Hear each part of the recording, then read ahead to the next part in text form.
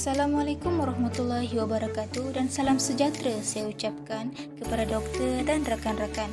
Saya wakil daripada kumpulan 7 semester 1 2022-2023 akan menerangkan dengan lebih lanjut mengenai video SSR kami. Tajuk yang telah kami pilih bagi video SSR kami ialah kempen membaca.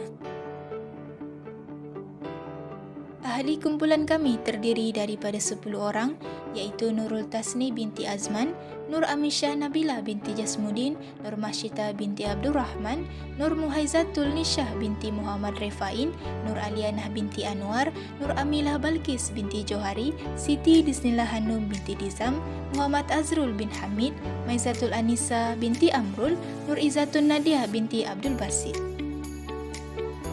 Golongan sasaran kami bagi kempen membaca ini ialah semua ahli masyarakat yang terdapat di Malaysia. Terdapat 3 objektif utama kempen membaca ini, iaitu yang pertama meningkatkan kesedaran dalam kalangan masyarakat tentang kepentingan membaca sebagai kunci ilmu pengetahuan yang meluas. Yang kedua ialah memupuk minat dan tabiat membaca sebagai satu gaya hidup mahasiswa pada masa kini dan akan datang. Dan objektif yang ketiga ialah mempertingkatkan penglibatan mahasiswa dalam aktiviti berkaitan dengan pembacaan. Seterusnya, kempen membaca ini juga mempunyai kepentingan yang dapat memberikan manfaat kepada masyarakat. Antaranya ialah membantu meningkatkan pemikiran kritis dan kreatif. Membaca pelbagai bahan bacaan akan membantu seseorang mendapat inspirasi dan idea-idea baru. Penambahan pengetahuan yang lebih bukan sahaja membantu seseorang menjadi kreatif, malah menyerap pembaharuan ke dalam proses pemikiran mereka. Keupayaan minda akan semakin berkembang dengan berfikir di luar kotak sekaligus mendidik minda untuk bekerja dengan kreatif dan kritis. Kempen membaca ini juga boleh menambahkan perbendaharaan kata.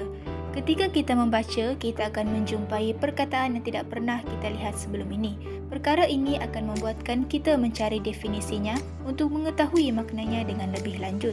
Tambahan pula, pada era ledakan sains dan teknologi ini, penguasaan bahasa asing seperti bahasa Inggeris amatlah penting untuk menjamin kehidupan yang lebih baik pada masa akan datang.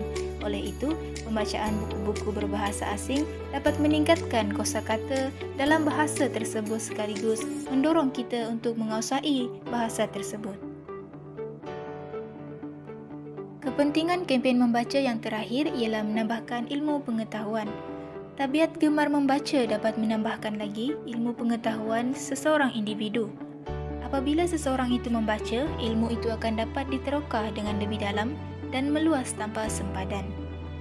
Contohnya, seseorang individu yang mengamalkan tabiat membaca dapat mengukuhkan lagi pengetahuan tentang dunia perniagaan. Hal ini membolehkan individu tersebut mengetahui tentang cara membuka dan memajukan perniagaan. Impaknya, pengetahuan yang dimiliki membolehkan mengembangkan lagi perniagaan yang dimiliki di samping mampu meningkatkan lagi pendapatan mereka.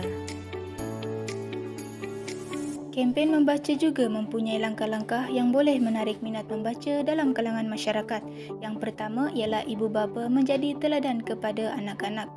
Ibu bapa boleh membeli bahan bacaan kepada anak-anak dan membuatkan sudut bacaan di rumah. Yang kedua ialah pihak kerajaan membuat kempen membaca. Pihak kerajaan boleh mengadakan kempen yang berkenaan seperti Mari Membaca Malaysia dan Bangsa Membaca Bangsa Berjaya kerana ia dapat memupuk amalan membaca serta membuat pameran buku. Dan yang ketiga ialah pihak sekolah menganjurkan program Nilam. Pihak sekolah mengadakan pertandingan membaca dan memberi hadiah atau wang tunai untuk menarik minat membaca dalam kalangan pelajar.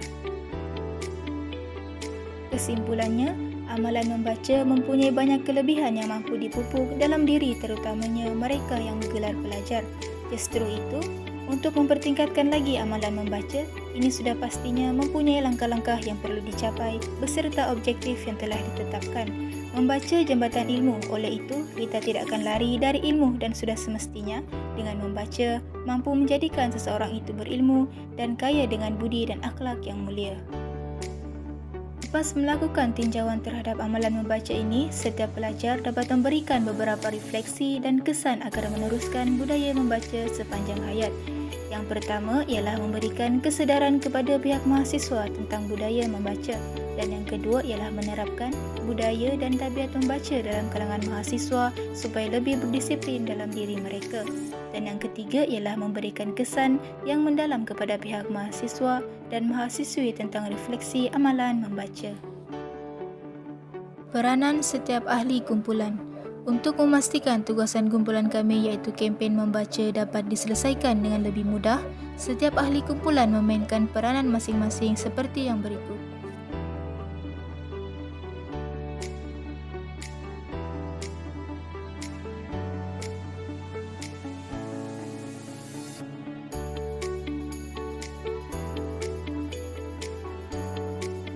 Sekian itu sahaja penerangan video SSR kumpulan kami iaitu kumpulan 7 yang bertajuk kempen membaca. Sekian, terima kasih. Assalamualaikum warahmatullahi wabarakatuh dan salam sejahtera.